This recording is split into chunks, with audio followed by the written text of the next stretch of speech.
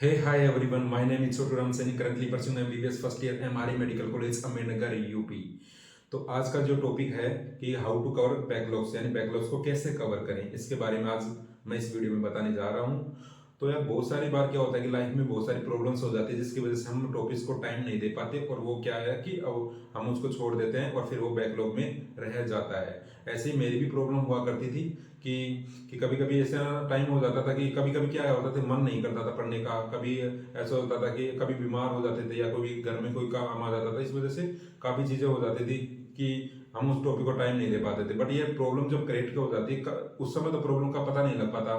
कि हमें हमारी टॉपिक छूट गई तो अब ये बहुत ज़्यादा बर्डन हो जाएगा। बट जब एग्जाम पास में आती है और फिर टेस्ट देते हैं, मॉक टेस्ट देते हैं या पार्ट टेस्ट देते हैं, तब प्रॉब्लम आती है। फुल सिलेबस टेस्ट देते हैं तब प्रॉब्लम आती है। उस समय क्या है कि हमारे मार्क्स नहीं आ पाते, टेस्ट के अंदर अच्छा स्कोर नहीं हो पाता उन टॉपिक्स की वजह से। तो जिसकी वजह से बहुत सारा डिप्रेशन आता है, टेंशन हो जाती है कि पता नहीं होगा कि नहीं होगा, यार अब की बार सिलेक्शन के क्या क्या मैं तो इतना स्कोर कर रहा हूँ, मेरे टॉपिक इतने वीक है, लास्ट के कॉन्सेप्ट क्लियर नहीं है। जब ऐसे ऐसे टॉपिक छूट जाते हैं जो कॉन्सेप्ट वाले टॉपिक होते हैं, तो वो आगे तक प्रॉब्लम आती है, आगे तक प्रॉब्लम आती रहती है, जिसकी वजह से अब कॉन्सेप्ट बन ही नहीं पाते। तो बच्चे बहुत परेशान रहते हैं कि यार मैं कैसे करूँ उनको, मैं करंट टॉपिक भी कैसे पढ़ूँ, करंट टॉपिक भी पढ़ना है मुझे और पिछला जो रह गया उसको भी कवर करना है, तो क्या करूँ। ऐसी सारी चीजें मेरे साथ भी हुआ करती थी जब मैं प्रिपरेशन करता था नीट यूजी की। तो काफी मैंने मैंने अपनी लाइफ में है ना औरों से भी सीखा है। ऐसे मतलब मेरे जो फ्रेंड हुआ करते थे जो अच्छे पढ़ते थे, या वो उनकी जो उनको देखता था तो मैं उनसे भी सीखता था। तो आज मैं इसी वीडियो में मैं अपना एक्सपीरियंस शेयर करूंगा कि मैं कैसे करता इन सब चीजों को, कैसे मैंने इसको हैंडल किया। तो आज इस वीडियो में हम इसी बात पे टॉपिक पे डिस्कस करेंगे, तो आप इस वीडियो में लास्ट तक बने रहना। वीडियो स्टार्ट करने से पहले मैं उन बच्चों को कुछ कहना चाहूंगा जो बच्चे अभी तक प्रिपरेशन को स्टार्ट नहीं किए। बहुत सारे बच्चे हैं इस समय भी, मुझे बहुत डीएम आते हैं इंस्टाग्राम पे, तो पूछते हैं कि भैया मैं हमने तो अभी तक स्टार्ट ही नहीं किया, पता नहीं मेरे से होगा कि नहीं होगा, क्या करूं मैं। तो यार उन बच्चों को मैं पहले बताना चाहता हूँ कि अब बहुत कम टाइम है, आप सोचना बंद कर दो। स्पेशली जो क्या है कि ड्रॉपर बच्चे होते हैं ना इस समय, जब वो मतलब ड्रॉप देकर आते हैं, जब उनका नीट का एग्जाम आता है तो अच्छा स्कोर नहीं कर पाते, तो वो हार मान चुके होते हैं कि यार पता नहीं इतनी इतनी कट ऑफ जा रही है, मैं क्या करूंगा, कैसे होगा मेरा। और बट मेरा सपना तो है कि मैं एमबीबीएस करूं और हर जगह से वाट लगी पड़ी है, तो क्या करूं यार मैं। ऐसे मतलब इतना समझ नहीं आ पाता। बट उनके दिमाग में यही चल रहा होता है कि मुझे एमबीबीएस करना है, एमबीबीएस करना है मुझे, और अदर कोर्स में नहीं जाना है। अगर मान लो उनके दिमाग में ये नहीं चल रहा होता है ना, होता कि मैं एमबीबीएस नहीं करूंगा, तो वो सोचता ही नहीं पहली बात। तो अगर वो दूसरे सेक्टर ही ज्वाइन कर लेता, तो इन बच्चों को मैं पहले कहूंगा कि यार तुम पहले है ना डिसाइड कर लो अच्छे से। अभी तो अब टाइम नहीं है डिसाइड करने का। पहली बात तो तुम्हारे दिमाग में वो चल रहा है एमबीबीएस, तो इसका मतलब तुम्हें नीट की तैयारी करनी है। तो अभी से कोई बहाना एक्सक्यूज देना बंद कर दो अब फालतू का। अब सिर्फ उठा लो किताबें, बुक्स उठा लो नीट की और उनको प्रिपेयर करना स्टार्ट कर दो। इसके बाद टाइम नहीं बचेगा, 4 मंथ बचे हुए हैं, बहुत कम टाइम है। और फिर बाद में क्या करना, तुम फिर बाद में अगर अभी टाइम नहीं दोगे ना, तो मैं कह रहा हूँ, सच बता रहा हूँ कि बाद में जब 2 मंथ रहेंगे ना, उस समय तुम्हारे से कुछ नहीं होगा, बहुत सारा डिप्रेशन आएगा और फिर प्रिपरेशन जितना भी करोगे, कितनी मेहनत कर लोगे, उसके बाद भी नहीं कर पाओगे। तुम बस स्ट्रेटेजी की वीडियो सुनोगे कि how to crack the NEET 2 month, how to the crack within 1 month NEET, तो कैसे क्रैक करें, ऐसे ऐसे वाले वीडियो सुनते रहोगे और फालतू में कुछ नहीं होने वाला। और देखो यार, कोई भी बच्चा, कोई भी है ना 5 मंथ की स्टडी करके, ऐसे करके कोई भी नीट क्रैक नहीं कर सकता। ऐसे तो मैं भी कह दूं कि मैंने 5 मंथ के अंदर नीट क्रैक की स्टडी की है, बट यार मेरी जो जर्नी थी, पहले पहले मेरा सब चीजें क्लियर थी, कॉन्सेप्ट क्लियर थे, इसलिए मैंने, अगर मैं उस समय लगा ना 5 मंथ बचे हुए थे नीट के, तो मैंने क्रैक कर लिया इजीली, बिकॉज मेरे कॉन्सेप्ट बिल्कुल क्लियर थे, इसलिए मैंने ये सब चीजें कर लिया। बट तुम यार जो बच्चे मतलब कॉन्सेप्ट भी नहीं है उनके अच्छे से और प्रिपरेशन अच्छी नहीं है, पहले पहले से ही मार्क्स उनके है ना नीट के एग्जाम, नीट में 500 550 के आसपास आए और वो सोच रहे हैं कि मैं 5 मंथ के अंदर कर लूँ, और वो वीडियोस देखे जा रहे हैं कि 5 मंथ के वीडियो, 5 मंथ में कैसे करें नीट, 4 मंथ में कैसे करें, 2 मंथ में कैसे करें। तो उनसे कोई फायदा नहीं होने वाला। आपको तैयारी अभी से जुटना जुटना पड़ेगा और आपको हार्डवर्क करना पड़ेगा, कंसिस्टेंसी रखनी पड़ेगी, सब चीजें अवॉइड करनी पड़ेगी, सेक्रीफाइस करना पड़ेगा, तभी जाके आप कर पाओगे। नहीं तो फिर मतलब आप ओनली फिर पार्ट बन सकते हैं नीट का, नीट में एग्जाम में बैठने का, बाकी और क्रैक तो नहीं हो पाएगा, क्योंकि टाइम चाहिए, स्टडी को टाइम चाहिए, तभी कर पाते हैं। तो तो आप क्या करना, अब जो भी जहां से भी, मतलब मैं कहूंगा कि आप है ना बच्चों को कंफ्यूजन होता है कि मैं कहाँ से स्टार्ट करूं, तो तुम क्या करना, बायोलॉजी का फर्स्ट चैप्टर स्टार्ट कर देना, केमिस्ट्री का फर्स्ट चैप्टर और फिजिक्स का फर्स्ट चैप्टर वहीं से स्टार्ट कर देना, और उसके आगे आगे साथ साथ चलते रहना, फिर सेकंड थर्ड ऐसे सीक्वेंस वाइज चैप्टर से चलते रहना। ऑटोमेटिक आपके अंदर कॉन्फिडेंस आएगा, जैसे जैसे आपको लगेगा कि यार मुझे आता है, यार मैं कर सकता हूँ, तो तुरंत आपका कॉन्फिडेंस डेवलप होगा और आप लग जाओगे फिर। तो आज ही से प्रिपरेशन स्टार्ट कर दो, टाइम बिल्कुल नहीं है, सोचना बंद कर दो, अपने आप को एक रूम में बंद कर लो, जो भी दुनिया में चल रहा है उसकी तरफ ध्यान मत दो, बस आप अपना ध्यान रखो। बस मैं भी यही करता था, मेरे बहुत सारे ऐसे डिस्ट्रक्शन होते थे, तो मैं ये करता था कि बस अपने आप को रूम में बंद कर लो और प्रिपरेशन स्टार्ट कर दो, बाकी गई दुनिया भाड़ में, कहीं पर भी कुछ हो रहा हो तो मुझे नहीं मतलब उससे, कि नीट की तैयारी करनी है मुझे और मुझे सेलेक्ट होना है, इसी साल होना है। तो ये डेडिकेशन रखोगे तब जाके यार तुम्हारा कॉन्फिडेंस डेवलप होगा। तो wish you all the very best, आप अपना स्टार्ट करो। अब हमारे वीडियो के टॉपिक पे आते हैं हम कि बैकलॉग के कैसे कवर करें। तो देखो बैकलॉग के होने के भी रीजन होते हैं कि यार बैकलॉग किस रीजन से होते हैं, वो सबके अलग अलग हो सकते हैं। जैसे कि मैं कुछ नोट डाउन करके लाया हूं कि कौन कौन से बैकलॉग्स के रीजन हो सकते हैं, तो उन रीजन को देख लेते हैं पहले तो, ताकि उस रीजन से आपको पता लगे कि अब अपने को अब क्या नहीं करना है, ताकि उन इससे पता लग जाएगा। तो देखो बहुत सारे, देखो क्या होता है कि जैसे इससे जो दिवाली के बाद जो मैरिज सीजन था, तो बच्चे बहुत सारे हैं जो अपने घर पे कोई शादियां होंगी है तो उसमें से गए होंगे, तो इस वजह से वो पढ़ नहीं पाएंगे, तो इस वजह से वो बैकलॉग रह गया होगा। और सेकंड जो रीजन है वो ये बीमार हो जाने के कारण, मतलब हो जाता है कभी बीमार हो जाते, मैं भी बीमार हो गया था, तो ऐसे जिसकी वजह से हम पढ़ नहीं पाते, कभी 10-15 दिन तक ब्रेक हो जाता है, तो उसकी वजह से भी हो सकता है जो बच्चे 11th क्लास में मूव किए होंगे या वो जो बच्चे फ्रेशर होंगे ना, उनकी प्रॉब्लम आती है कि वो शुरुआत में जो आते हैं ना, तो स्टार्टिंग में समझ नहीं आ पाता उनको समझ नहीं आ पाता, तो वो सोचते हैं कि यार बाद में कर लेंगे हम, जैसे जैसे होगा ना कि जैसे समझ में आएगा, धीरे धीरे क्लास होंगी तो ऑटोमेटिक समझ में आ जाएगा। तो इस वजह से क्या है, बट वो पीछे वाले जो चैप्टर हैं वो तो छूट ही जाते हैं, जिस वजह से तो वो आगे वाले जो टॉपिक है ना वो भी समझ नहीं आ पाते उसकी वजह से। बट वो अब सोचते हैं कि यार काश मैं उस चैप्टर को अब कर लूँ तो बढ़िया रहेगा, मेरा जो आगे का भी सही पोर्शन हो जाएगा। ऐसे जैसे कि मैं हमारे बताऊँ कि जैसे एमबीबीएस में फर्स्ट ईयर में आते हैं ना, तो उस समय क्या रहते हैं, एनाटॉमी एक सब्जेक्ट होती है ना, वो टफ लगती है। तो स्टार्टिंग में तो बहुत ऐसा, मेरी बता रहा हूँ मैं, मेरी टफ लगती थी, तो यार सोचता था कि यार ये हो ही नहीं रही, तो जिस वजह से मैं सोच रहा हूँ चलने दे, जैसे जैसे चल रहा है वैसे वैसे देखते रहेंगे आगे आगे। तो बट वो क्या हुआ कि अब क्या है कि ज्यादा मतलब बर्डन बढ़ जाता है, जब एक साथ देखते हैं कि यार जब समझना स्टार्ट होती है ना कि आगे समझ में आ रहा है, बट वो पीछे वाला जो चैप्टर है वो छूट जाते हैं, तो बहुत सारा ऐसे हो जाता है कि यार अब क्या हो रहा है, पीछे वाले तो याद ही नहीं है मेरे इतने इजी वाले भी, तो अब आगे वाला कैसे याद करूँ, तो पहले पीछे वाला कवर कर लेता हूँ, ऐसा हो जाता है। फोर्थ जो रीजन है वो रिलेशनशिप का होता है कि बहुत सारे बच्चे को चलता रहता है इधर उधर, तो वो रीजन है। एक फैमिली इशू हो सकता है कि मम्मी हो गई बीमार हो गई, पापा बीमार हो गई, या कुछ और भी प्रॉब्लम हो सकती है फैमिलीज की, वो प्रॉब्लम हो सकती है। अर्जेंट काम आ जाता है, कभी कभी को बहुत सारे कुछ काम हो जाते हैं घर पे भी, तो उसकी वजह से जाने पड़ सकता है। जैसे मुझे हो गया था उस समय पे, जब लॉकडाउन लगा हुआ था, तो उस समय मुझे बेंगलोर जाना पड़ गया था अर्जेंट काम के लिए, तो फिर मैं गया, तो उसकी वजह से मेरा काफ़ी चीज़ें रह गई थी, और फिर मैं आके फिर वापस से मैंने काफ़ी हार्ड वर्क किया उसके लिए, फिर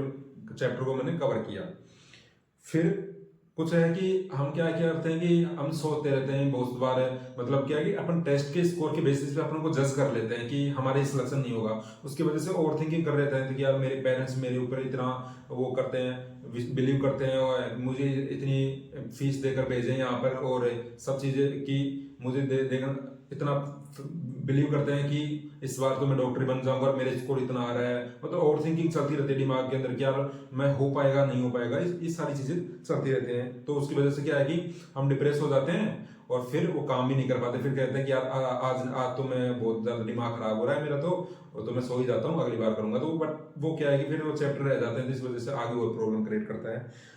फ्रेंड्स का डिस्ट्रैक्शन हो जाता है, तो कुछ लोगों का क्या है कि फ्रेंड्स ऐसा होता है ना बिल्कुल, मतलब क्या ही कहूँ मैं उनका, तो यार मतलब इतनी इतनी सारी चीजें करते हैं, फ्रेंड्स के साथ घूमना फिरना, मतलब नीट के दौरान यार ये सब चीजें कर रहे हो तुम लोग, यार एक कॉम्पिटिटिव एग्जाम फाइट करने जा रहे हो जिसमें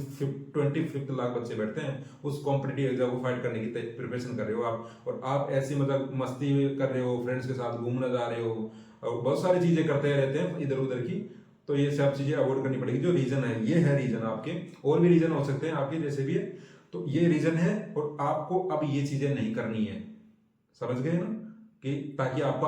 आगे बैकलॉग नहीं रह जाए। बैकलॉग में बहुत सारे क्या है ना, एक चैप्टर होगा, किसी के 2 चैप्टर रहेंगे, क्या किसी के 3 या 4 या 5th चैप्टर इस तरह से रहे होंगे, पर ऐसे ज्यादा ही अगर किसी का प्रॉब्लम है कि भाई उन्होंने तो स्टार्ट नहीं किया और वो उसको कहे कि मेरा तो बैकलॉग है, वो बैकलॉग नहीं है तुम्हारा, वो बैकलॉग नहीं है, वो तुम्हारी सबसे बड़ी गलती है जो तुमने पहले स्टार्ट नहीं किया। बैकलॉग वही होते हैं जो मतलब कि 1 2 3 4 5 चैप्टर छूट जाए ज्यादा से ज्यादा मैक्सिमम, ठीक है, और वो इजीली कर भी सकते हैं, उसके लिए आपको इतनी टेंशन भी नहीं लेना, बिकॉज हर किसी की लाइफ स्मूथली नहीं चलती है, मैंने पहले ही बताया है। अब हम उसके सॉल्यूशन की बात करते हैं कि हम बैकलॉग को कैसे कवर करें। तो सबसे पहला जो काम है कि आपको टेंशन बिल्कुल भी नहीं लेनी है, कि हमारा कि ऐसे ओवर थिंकिंग नहीं करनी है कि मुझे पता नहीं होगा कि नहीं होगा, सब कुछ पॉसिबल है, बस आपको उसके लिए काम करना आना चाहिए बस। तो इसके लिए क्या क्या करना है, आपको हार्ड वर्क करना है, ज्यादा से ज्यादा स्टडी को टाइम देना है, अपने आप को एक रूम में बंद कर लो और ज्यादा से ज्यादा टाइम अपने आप को स्टडी में दो, तो सब चीजें इंप्रूव होंगी तुम्हारी, जो भी है, जो भी प्रॉब्लम्स है वो सब हो जाएंगी, जो भी बैकलॉग है सब के सब कवर होते हुए दिखेंगे, टेस्ट में मार्क्स इंक्रीज होते हुए भी सब आपको दिखेंगे। बस आपको क्या करना है, रूम में बंद करके और अपने आप को ज्यादा से ज्यादा टाइम अपने आप को स्टडी को देना है। कोई भी फंक्शन अटेंड नहीं करना है, इसके बाद जो भी कोई आएगा आपके घर पे, कोई भी फंक्शन हो रहा है अवॉइड करिए। मैं भी करता था, मैं कोई भी फंक्शन में नहीं जाता था, इवन मेरे फैमिली में बहुत सारी मैरिज हुई है मेरे भाइयों की, या बहुत सारी चीजें हुई है, बट मैं फंक्शन में नहीं गया अभी तक ड्यूरिंग द नीट प्रिपरेशन। तो बहुत सारी चीजें मैंने अवॉइड की थी, फंक्शन कोई अटेंड नहीं किया। और फ्रेंड्स लिस्ट, फ्रेंड सर्कल ऐसा बनाओ जिसमें पढ़ाई से रिलेटेड बातें हो सके, टेस्ट हो, टेस्ट के बाद फ्रेंड से डिस्कस करके पेपर सोल्व करते, ऐसे फ्रेंड होने चाहिए। फ्रेंड ऐसे नहीं कि हमने अपने को बोल रहे हैं कि अरे यार क्या होगा पढ़ने में, यार कल पढ़ लेंगे, बाद में पढ़ लेंगे, अभी तो है, टाइम है, बहुत सारा टाइम है। बहुत सारे फ्रेंड्स को मैंने देखा है ऐसे ऐसे करते हैं, बट उन फ्रेंड्स को ब्लॉक कर दो, क्योंकि वो फ्रेंड काम नहीं आने वाले ड्यूरिंग द प्रिपरेशन, क्योंकि वो खुद का नुकसान तो कर ही रहे हैं, साथ साथ आपका भी कर रहे हैं। तो ऐसे अगर ऐसे दोस्त है आपके तो उससे अवॉइड करना ही बेटर रहेगा, बिकॉज अगर नई प्रिपरेशन हुई, नहीं अगर अपन नीट के क्वालिफाई कर पाए तो आगे बहुत प्रॉब्लम आने वाली है। बिकॉज ड्रॉपर जितना जितना ड्रॉप लोगे ना, आप ड्रॉप ले लेके स्टडी करोगे, उतना ही आपके मेंटल स्ट्रेस खराब होने वाला है। आपके जितने भी बैकलॉग रहे हैं उनकी एक लिस्ट आउट बनानी है कि कौन कौन से चैप्टर रहे हैं, ताकि वो आपको दिखे कि मेरे ये तो बैकलॉग है और मुझे करंट का क्या करना है। तो बैकलॉग को टाइम उसी हिसाब से देना पड़ेगा, आपको पहले लिस्ट आउट करना है, उनको आपके दिमाग में होनी जरूरी है कि कौन कौन से चैप्टर मेरे अभी बैकलॉग में है, फिर उन पे बात करना स्टार्ट करना है। अब देखो, आपको एटलीस्ट डेली की डेली 14 to 15 आवर तो स्टडी करनी ही है, और 6 आवर की स्लीपिंग लेनी है, और 3 आवर आप जो भी डेली रूटीन का जो काम है, कि आप जो भी काम करते हैं डेली रूटीन में, नहाना धोना कपड़े धोना वगैरह जो भी, तो 3 घंटे उसको देना है। 14 to 15 आवर आपको प्रॉपर स्टडी करनी है टाइम टेबल बनाकर, जिसके बारे में पहले भी बता दिया हूं। आपको जो रिमेनिंग करंट टॉपिक को एटलीस्ट 8 से 9 आवर तो आपको करंट टॉपिक को देना है, जिसमें आपकी थ्योरी होनी चाहिए और क्वेश्चंस होने चाहिए। फिर वो कंप्लीट हो गया, और उसके बाद फिर जो बचता है टाइम 5 to 6 आवर तो बचने चाहिए। बैकलॉग वाले जो टॉपिक्स है उनको देना है 5 to 6 आवर। फिर उसके लिए क्या करना है, आपको वीडियोज लेक्चर देखने हैं, और वीडियोज लेक्चर देखने के बाद उसका प्रॉपर नोट्स बनाना है, और नोट्स बनाने के बाद आपको एनसीईआरटी पढ़नी है, एटलीस्ट बायोलॉजी और केमिस्ट्री की एनसीईआरटी तो आपको पढ़नी ही है। फिर उसके बाद क्या करना है, आपको क्वेश्चंस प्रैक्टिस करने हैं। ये सब चीजें सीक्वेंस ऐसे करना है। क्वेश्चन प्रैक्टिस एटलीस्ट 7 ईयर के पीवाईक्यू तो लगाना ही है, अदरवाइज करो या मत करो, लेकिन पीवाईक्यू तो लगानी है। पीवाईक्यू से आपका कॉन्फिडेंस डेवलप होगा, और आपको उस चैप्टर के बारे में ये पता लगेगा कि इस चैप्टर में आखिर पूछा क्या जाता है नीट के एग्जाम में। तो इससे अगर आप कम भी पढ़ोगे ना, तो उससे पता लग जाएगा आपको कि किस टाइप के क्वेश्चन बनते हैं। तो PYQ is the very very must. फिर इससे क्या होगा, आपका प्रॉपर तरीके से आपकी प्रिपरेशन हो जाएगी, क्योंकि हमने क्या क्या कर लिया, वीडियो लेक्चर भी दे दिया, नोट्स भी बना लिया प्रॉपर तरीके से, और साथ साथ बगल में क्या करना, शॉर्ट नोट्स की कॉपी भी रखना, जैसे फिजिक्स की और फिजिकल केमिस्ट्री की फॉर्मूलाज लिस्ट बना दिया, बायोलॉजी के अंदर एग्जांपल्स हो गए, इस टाइप से शॉर्ट नोट्स बनाते रहना, ताकि आपके क्विक रिवीजन में काफी हेल्प करेंगे वो। और जब टेस्ट देने जाओ तो उसको एक बार क्विक रिवीजन में देख के जाना, आपका इंप्रूव होगा, टेस्ट के अंदर स्कोर भी काफी अच्छा स्कोर इंप्रूव हो जाएगा। जिस वजह से जो बैकलॉग टॉपिक है उस वजह से आपका स्कोर नहीं आ पाता था, उसकी वजह से आपका स्कोर अब ऑटोमेटिकली बूस्ट करेगा। तो यही बातें मैं बताना चाह रहा हूं कि आपको सैक्रिफाइस तो करना पड़ेगा, ऐसे नहीं कि आप मतलब कि इतनी सारी चीजें कर रहे हैं फालतू की, इधर उधर की भाग रहे हैं, मतलब टाइम वेस्ट कर किए जा रहे हैं, तो और फिर सोचते हैं कि मेरे इंप्रूव कैसे नहीं यार, फिर उसको टेंशन टेंशन ले रहे हैं, तो ये सब चीजें नहीं हो पाएगी यार अगर सब चीजें करोगे तो। आपको बहुत कम टाइम बचा हुआ है, ओनली 4 मंथ बचे हुए हैं, उसमें आपको सब कुछ करना है। आपको क्वेश्चन भी करने हैं, जो रह गया वो भी करना है, करंट टॉपिक भी करने हैं, तो आपको पूरा टाइम फोकस करना है नीट पे। मतलब अब तो ये सोच लो कि मुझे अब इस साल मुझे करना है, सिलेक्शन लेना है, और जितना भी मुझे सेक्रीफाइस करना पड़ेगा, जितना भी मुझे मेहनत करनी पड़ेगी, जितना हार्ड वर्क करना पड़ेगा, मैं करूंगा। तो अगर ये डेडिकेशन आ जाएगा तो आप डेफिनेटली आप कर जाओगे। जब मेरे पास टाइम नहीं होता था ना, क्योंकि आपको पता है कि मैं नीट की प्रिपरेशन भी कर रहा था, बीएमएस भी कर रहा था और टीचिंग भी करा रहा था, इसलिए मेरे पास टाइम का बहुत शॉर्टेज होती थी कि कितना टाइम मिल ही नहीं पाता था कि मैं स्टडी को दूं। तो इसमें क्या करता था मैं कि मैं अपनी पिक लेता था मोबाइल के अंदर नोट्स की या शॉर्ट नोट्स की, जो भी फॉर्मूलाज वगैरह जो मैं बना के रखता था, मैं एग्जाम्पल वगैरह बायोलॉजी के अंदर उनकी पिक लेकर, जैसे मैं बाथरूम जाता था तो बाथरूम में पढ़ता रहता था, क्योंकि टाइम नहीं होता था तो क्या करता। और खाना खुद से बनाता था, तो उसके जब जैसे सब्जी बन रही है तो उस समय रख देता गैस के पास है ना, मोबाइल को रख देता था, उसको शॉर्ट नोट्स को रिवाइज करता रहता था, इवन कॉपी में रख देता था और उसको फॉर्मूला रिवाइज करता रहता था, एग्जांपल्स रिवाइज कर देता रहता था। ऐसे ऐसे काफी बूस्ट हो जाता था, क्योंकि टेस्ट आ जाता था तो फिर मैं सोचता था कि यार रिवाइज नहीं हो पाता, क्योंकि टाइम नहीं है, इतना ही टाइम दे पाता था स्टडी को। तो ऐसे ऐसे मैं निकालता था टाइम बीच बीच में ही। और इवन क्लास रूम में भी अगर मैं बीएमसी क्लास ले रहा हूँ तो उसके पीछे जाके मैं पढ़ता ही रहता था नीट को, ऐसे ही प्रोफेसर पढ़ा रहा है मैं पीछे जाके पढ़ रहा हूँ खुद का ही, प्रोफेसर देखता था तो बंद कर देता था कॉपी को। ऐसे निकालना पड़ता है यार, जब अपना सपना होता है ना कि यार मुझे मतलब इंटरेस्ट नहीं है यार उस जगह और मुझे वहीं जाना है जहाँ मुझे जाना है, तो तभी यार ये चीजें करनी पड़ जाती है। मतलब कि ऑटोमेटिक अपना दिमाग कहता है कि यार मुझे करना है यार,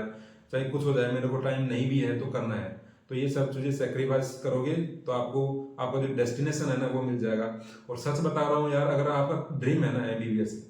तो जब वो मिलेगा ना तो इतना मतलब खुशी होगी ना। मैं मेरे अपने बारे में बताता हूँ कि मुझे जितना भी सेक्रीफाइस किया ना वो मुझे याद नहीं रहा। फिर बाद में जब मिला ना कि यार मतलब अकेले में जाके है ना, अकेले में जाके इतनी हैप्पीनेस फील किया मैं, अपने आप को इतना टाइम दिया उस दिन जिस दिन रिजल्ट आया था। और जब अब आया हूँ ना मैं यहाँ एमबीबीएस में हूँ, तो जितना डिप्रेशन में वहां झेल रहा था उतना डिप्रेशन मुझे यहाँ नहीं है बिल्कुल भी। मैं अपना काम कर रहा हूँ, अच्छे से पढ़ाई कर रहा हूँ, सब कुछ अच्छा चल रहा है और बस हैप्पीनेस के साथ हूँ। और इवन रेस्पेक्ट मिलती है, जब घर पे जाते हैं तो काफी रेस्पेक्ट मिलती है, वहां पर भी गाँव में काफी रेस्पेक्ट देते हैं ऐसे। तो ऐसी है कि अगर आप लेना चाहते हो कि एमबीबीएस ही करना है तो डू हार्ड वर्क, अच्छे से हार्ड वर्क करो, स्मार्टली काम करो, कंसिस्टेंसी रखो अपने आप को, और बस लगा दो कि इसी 4 मंथ के अंदर मुझे निकालना है, चाहे कुछ हो जाए। जितनी भी मैंने गलतियां की है उनको इंप्रूवमेंट करना है, टेस्ट देने प्रॉपर तरीके से, उसका एनालिसिस करना है और पढ़ना है। जितने भी बैकलॉग रहे हैं उनको भी कवर करना है, टाइम देना है उनको, 14 to 15 आवर मुझे देना ही है। आज से कमिटमेंट कर लो अपने आप से। तो आई होप कि यार तुम लोग करोगे ये सब चीजें।